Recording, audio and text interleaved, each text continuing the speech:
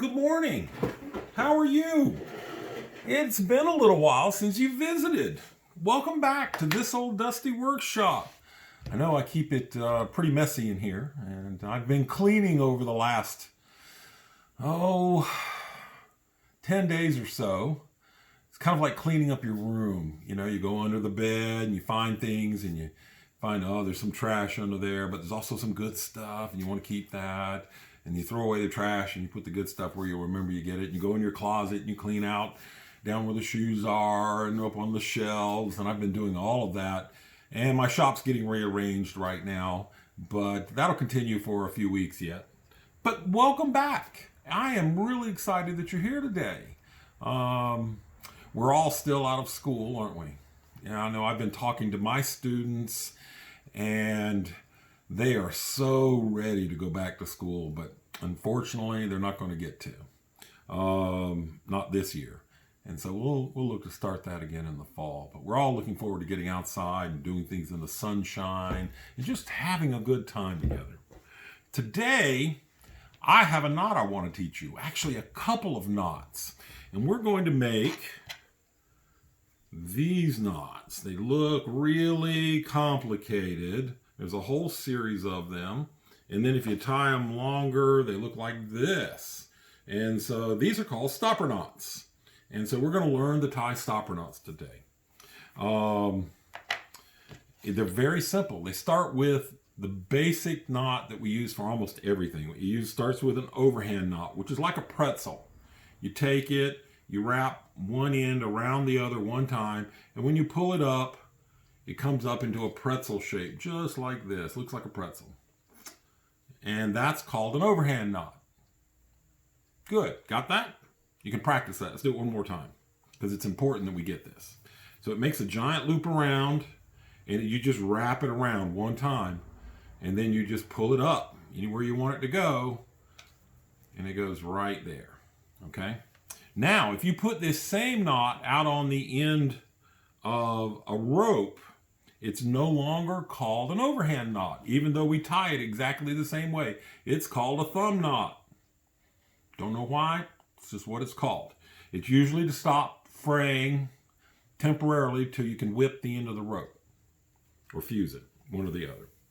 So now we're going to get fancy with this. So we're going to put an overhand knot in the end of the rope. Right there, just like that. So yours should look just like this too. Now we're going to go back and we're going to make another big loop.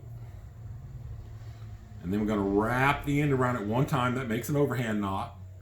Now we're going to wrap it twice around. That's called a double overhand knot. And when you pull it, you got to be a little bit careful.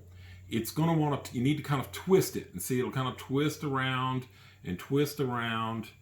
And you want it to twist. And it'll come up and it'll give you 2 turns on the knot for double overhand. Okay? Now I'm going to untie that real quickly.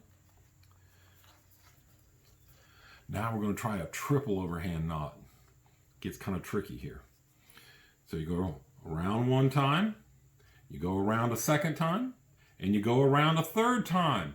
And then you pull it, and see how I keep pulling the loop here? And it's going to want to twist. You let it twist, you twist it even. And if it doesn't, you have to keep reaching out, pulling on the loop, keep it straight. It's called dressing the knot. And dressing the knot is like when you get dressed in the morning and you've got to button up your shirt that you're wearing and you get your buttons lined up wrong. Well, that's what we're trying not to allow happen in this knot. We don't want the buttons to get lined up wrong. So we want it to come on around, and it'll keep coming on around. And you'll see here, we now have 3 loops on that knot. Triple overhand knot. But now we're going to really take it. Now, these knots untie real easily. If you just twist against them, they come apart. These knots were originally used for all types of things.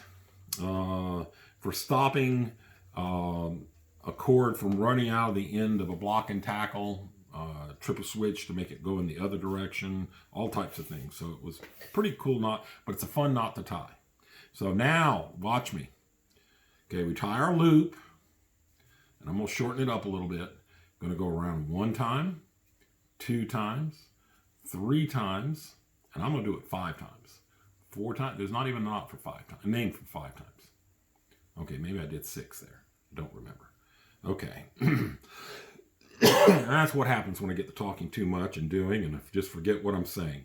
And so here's an example of how the knot gets twisted. You got to straighten it back out. And so we keep dressing the knot and we keep straightening it back. We want to keep it straight. We keep pulling it up, and lo and behold, you have a knot. In this case, I had 1, 2, 3, 4, 5. Yes, it's 5 times round. So here's my challenge to you. All of you gotten a piece of cord, very similar to this one. It could be pink, it could be orange, could be green. Those of you requested it. And by the way, if you would like a bead kit, get mom or dad to send me a note on social media and I will send you a kit, no cost, just free for doing, just because you're out of school. Makes you special. I gotta untie the end of this one too. So let's do this one more time.